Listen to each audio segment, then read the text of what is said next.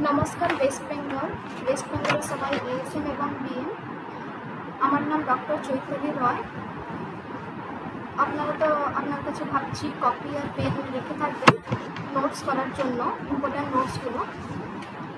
তবে আজকের আমাদের টপিক হচ্ছে stem cell. Plant stem cell করে পাওয়া যায় অ্যাপেলস অ্যান্ড বেরিজ ফ্রুটস থেকে, আর ওর কী কী বেনিফিটস সব আছে ওগুলোর আজকে আমাদের টপিক হচ্ছে ওটাই, স্টেম সেল নিয়ে আমরা আজ জানবো কিছু স্টেম সেল বিষয়ে কিছু জানবো। স্টেম সেল কি না, স্টেম সেলকেও বলা যায় বেদাতে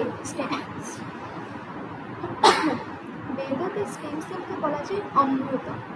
অমৃত মানে কি না, একটা থেকে বিষ আর একটা অমৃত। অমৃত খেলে কি আমরা জীবন সারা ভালো করে থাকবো, আমাদের এজ লিমিট একটু বেড়ে যাবে, রোগামুক্ত থাকবো আমরা, তো ওটাকে বলে অমৃত। তো স্টেম সেল কি না, এটি হচ্ছে সেল পাউডার, মানে হলো এক ধরনের গুঁড়ো যা মেইনলি কী করে না গাছ থেকে আসা স্টেম সেল এক্সট্রাক্ট থেকে তৈরি হয়।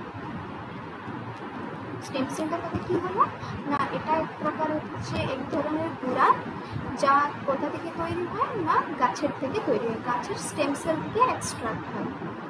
তো এটা বিশেষ করে এটা কেন পপুলার, কেন প্রসিদ্ধ না স্কিন কেয়ার জন্য, এজ এ সাপ্লিমেন্ট হিসাবে নেওয়া যায়। তো এবারে তো পুজো আসছে, সবাইদের টেনশন থাকবে আমরা কেমন ভালো লাগবো, কেমন স্কিন ক্লিয়ার হবে, সবাই চায় যে তাদের স্কিন ক্লিয়ার থাকুক, স্কিন ভালো থাকুক। তো ওই জন্য স্টেম সেলটা বেস্ট এক্সট্রাক্ট যোনটা কি হেল্প করে স্কিন কেয়ারের জন্য, সাপ্লিমেন্ট হিসাবে আমরা ওকে নিতে পারি। মেবি ওটা কোনো ক্রিম হিসাবে আসতে পারে, কোনো ট্যাবলেটস হিসাবে আসতে পারে। তো তেমন যেমন কি স্কিনের জন্য ভালো, নতুন সেল তৈরি করে। স্টেম সেল আমাদের বডির জন্য অনেক ভালো। কী কী করে ও না, নতুন সেল তৈরি করে আর বডিকে প্রটেক্টও করে। তো মানুষের স্টেম সেল ইউজ হয় সিরিয়াস রোগের জন্য ট্রিটমেন্টের। তো যখন আমাদেরকে ক্যান্সার হয়েছে, কোনো ব্লাড ডিসঅর্ডার হয়েছে, কোনো ব্লাডজনিত রোগ হয়েছে, তো ওর চিকিৎসা কাকে দিয়ে হতে পারে না স্টেম সেল দিয়েও হতে পারবে। যেমন blood cancer, heart problem, arthritis. তো এদের উপর অনেক রিসার্চ এখনও চলছে, স্টেম সেল নিয়ে অনেক রিসার্চ চলছে। আর গাছের স্টেম সেল কী করে না, গাছের স্টেম সেলস মেন করে স্কিনের জন্য কাজ করে, স্কিন সেল জন্য। গাছের স্টেম সেলটা কি, ওটা কেন স্কিন জন্য ইউজ করা যায় না, এটা এক প্রকার সেল টিস্যু।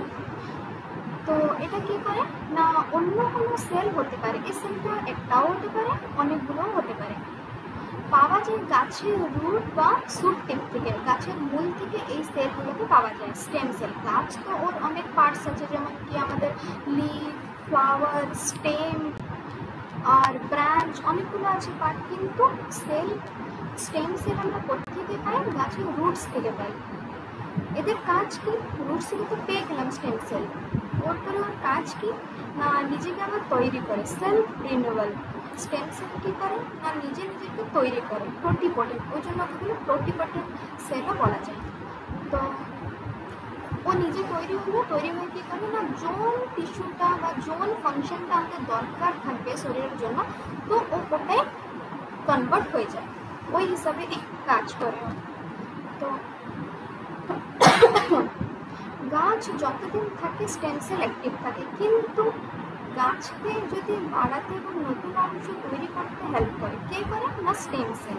আমি এখানে বলেছি ওটা টোটিপটেন্ট, সেলফ রিনিউয়াল মানে কি না গাছকে বাড়াতেও হেল্প করে আর নতুন গাছ তৈরি করতেও হেল্প করে অংশ। তো স্কিন আর বডির জন্য কী উপকারিতা আছে স্টেম সেলের, তো এটা কী করে না অ্যান্টি অক্সিডেন্ট ইফেক্ট, স্কিন সেলকে প্রোটেক্ট করে। স্টেম সেল কী করে না আমাদের যখন স্কিন আছে চর্ম, ওকেও প্রোটেক্ট করে। যেমন আমরা বাইরে বেরোনোর টাইমে সানস্ক্রিন ইউজ করি, SPF वाला সানস্ক্রিন ইউজ করি, আল্ট্রাভায়োলেট রেকে রেড থেকে বাঁচানোর জন্য। তো ওই হিসাবে স্টেম সেলও একটা প্রকার জিনিস যোনটাকে হেল্প করে আমাদের স্কিন সেলকে প্রোটেক্ট করার জন্য। এরপর কি এটা আর কি করে না নতুন স্কিন সেলও তৈরি করে।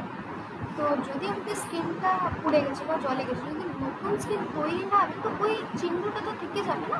বাট ওটা হয় না, কেন হয় না? না আমাদের বডিতে স্টেম সেল আছে, তো ফ্রেশ স্কিন দেখায়, স্কিন তৈরি করে কে করে না স্টেম সেল। এবারে কি করে কোলাজেন তৈরি করে। কোলাজেন কি করে স্কিন টাইট থাকে, এজিং হয় না। এজিং কি না বার্ধক্য এটা তাড়াতাড়ি আসে না। তো এবার আপনারা দেখে রাখবেন হিরোরা ওদের এজ 50-60 হলেও ওরা ফিট, ওদের স্কিনে কোনো রিঙ্কেলস, কিছু দাগ ধব্বা কিচ্ছু নেই। কেন না ওরা সব ট্রিটমেন্ট করে, কোলাজেন ট্রিটমেন্ট, যাতে কি হয় না আমাদের স্কিন টাইট থাকে। আর কি it is the property of anti ageing কি আমরা এত তাড়াতাড়ি বার্ধক্য আসবে না। বার্ধক্য মানে এই নয় যে এজ হলেই আসবে, একটা লিমিট টাইম থাকে, একটা লিমিট এজ থাকে, যা থেকে রিঙ্কেলস পড়ে, মুখে সবাইদের কালো কালো দাগ এলাইজমা মতন এসে যায়, তো ওইগুলো। তো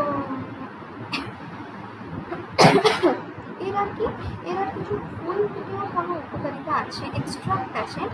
তো ফুল ফল থেকেও ফার্স্ট তো আমরা দেখলাম যে স্টেম সেল গাছ থেকে এক্সট্রাক্ট করা যায়, তৈরি হয় বা বের করা যায়। এবারে দেখবো যে স্টেম সেলস আর কোথায় কোথায় থেকে নেওয়া যায়। তো ফল থেকেও নেওয়া যায়, ফুল থেকেও নেওয়া যায়। তো কোন ফল সব ফলে তো স্টেম সেল থাকে না, মোস্টলি গ্রিন অ্যাপেল যে থাকে, সুইডেনের গ্রিন অ্যাপেল, ওখানে গ্রিন অ্যাপেল মধ্যে অনেক স্টেম সেল থাকে।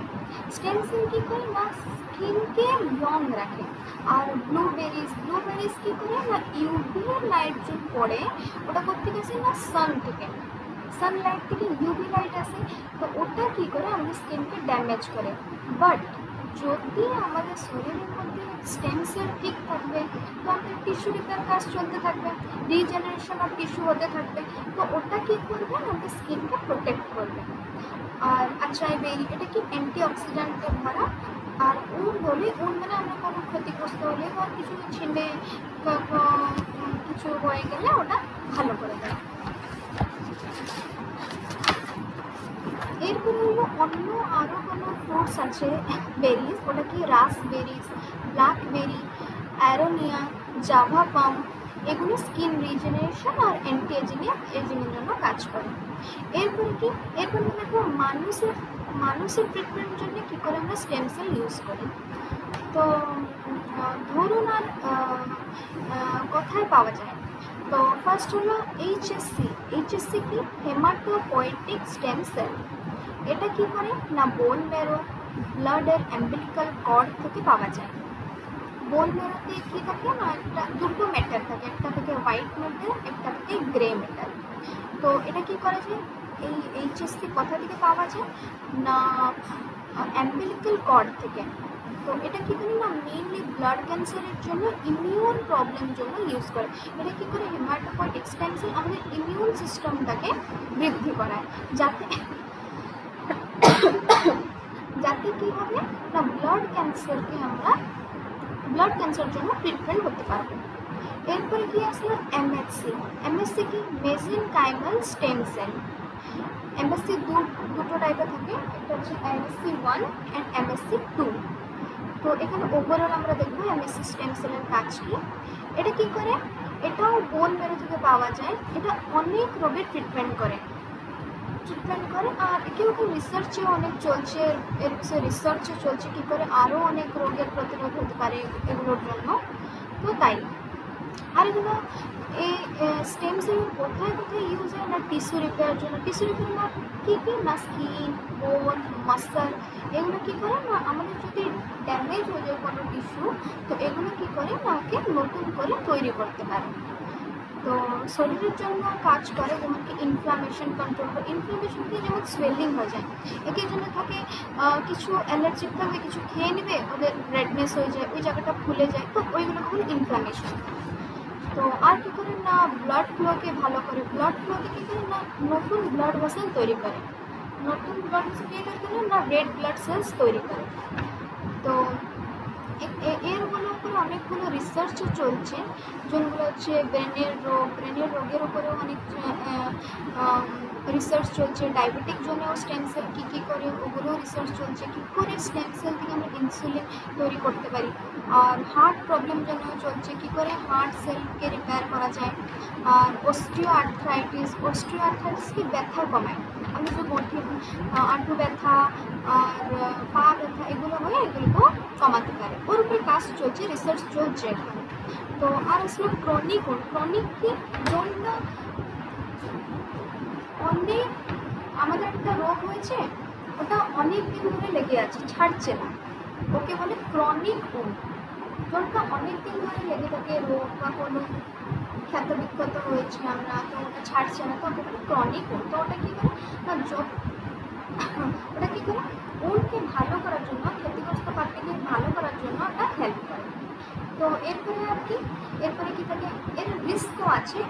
এটা নয় যে সব কিছু ভালো কখন বলো না, যখন আমরা একটা রুলস রেগুলেশন মধ্যে ইউজ করবো, ওর বিষয়ে ডিটেলস জানবো, ওর রুলস রেগুলেশন জানবো, কী করে ব্যবহার করতে হয়, কোন রোগটা হলে কোন জিনিসটা ব্যবহার করতে হয়।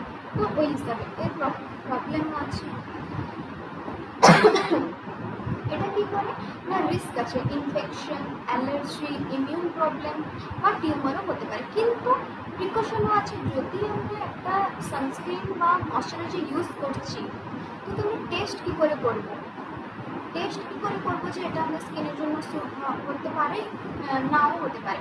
তো ফার্স্ট আমরা কী করবো, একটা প্যাচ নিয়ে আমাদের হাতের উপরে একটু অ্যাপ্লাই করবো, দিন 15 মিনিট ছেড়ে দেবো। যদি ওটা ইরিটেশন দিয়ে আমাদের স্কিনে, তবে আমরা ইউজ করবো না। যদি ওটা ইরিটেশন না দিয়ে স্মুথ হয়ে যায়, তবে আমরা ফেসে সেন্সিটিভ ফেসকে আমরা ইউজ করতে পারি।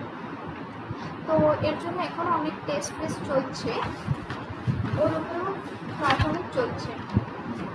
তো প্লান্ট সেল থেকে কী কী থাকে না, রিজেনারেশন অফ টিস্যু হয়, নিউরোলজিক্যাল ডিজিজ ট্রিটমেন্ট হয়, জেনেটিক ডিসঅর্ডারও অনেক কাজ করে, fighting cancer, diabetic treatment, stem cell in eye health, liver disease ট্রিটমেন্টও এর থেকে করা যায়। তো স্টেম সেল কীভাবে কাজ করে না, এটা কী করে, যোন সেলটা আমাদের ড্যামেজ হয়ে থাকবে, তো ওটা কী করে নতুন করে তৈরি করে। কেমন করে না, পুরোনো যে নষ্ট সেল হয়ে যায়, তো ওটা কী করে ওখান থেকে নতুন সেল তৈরি করে। তো এরপরে কী আছে না, এনজাইটি বাড়ায়, ফর ওয়েট লস জন্যও হেল্প করে। তো আমরা তো জানি, তো ইমিউন সিস্টেমও কন্ট্রোল করে, ইনফ্লামেশন কমায়। আর স্টেম সেল কী বলা যায়, কীভাবে স্টেম সেল পাউডার প্রোডাক্টকে আমরা কীভাবে ইউজ করবো না, স্কিন কেয়ার প্রোডাক্ট জন্য, যেমন কি anti ageing cream, serum, food supplement, যেমন কি সেল হেলথ, এনার্জি রিকভারির জন্য ইউজ করা যায় স্টেম সেল। তো এবারে কি না, maximum stem cell product live stem cell থেকে নেওয়া যায়, যেটা কি হচ্ছে এক্সোজোম বা গ্রোথ ফ্যাক্টর হতে পারে। তো এবারে গাছ আর মানুষের স্টেম সেলের মধ্যে অনেক উপকার আছে। এটা কী করে না, স্কিন কেয়ার থেকে বড় রোগ আর ট্রিটমেন্ট পর্যন্ত হেল্প করে। তো এবারে এগুলোকে আপনি একটু বুঝে ইউজ করা দরকার, রিস্কগুলোকে পড়া দরকার। কসমেটিক ট্রিটমেন্ট জন্য আপনাদের স্কিন টাইপ জানা দরকার, যে আমার ড্রাই স্কিন আর অয়েলি আর কি সেন্সিটিভ স্কিন। তো ওইগুলো প্লাস টেস্ট করে আপনাদেরকে অনুযায়ী কসমেটিক প্রোডাক্ট আর অন্য কিছু ট্রিটমেন্ট ইউজ করা দরকার। তো লাস্টে আমি একটু বলে রাখি যে an Apple a day keeps us from doctor away. তো এই জন্য আমি আশা করি আপনারা সবাই একদিন একটা গ্রিন অ্যাপেল খাবেন, যাতে কি আপনাদের স্টেম সেল প্রোডাকশন ভালো হবে বডিতে, আর স্টেম সেলের নাম্বার বাড়বে, দিলে কি হবে না, আপনারা সুস্থ থাকবেন, আপনাদের সেল রিপেয়ার ভালো হবে, ব্লাড ফ্লো ভালো হবে, আর ক্যান্সার ফাইটিং জন্য ইমিউন সিস্টেম বাড়তে থাকবে। তো এইগুলো, তো আজকের জন্য এইটুকু। Thank you. যা আপনাদের ডাউট থাকলে কমেন্ট সেকশনে বলবেন, জানাবেন। Thank you.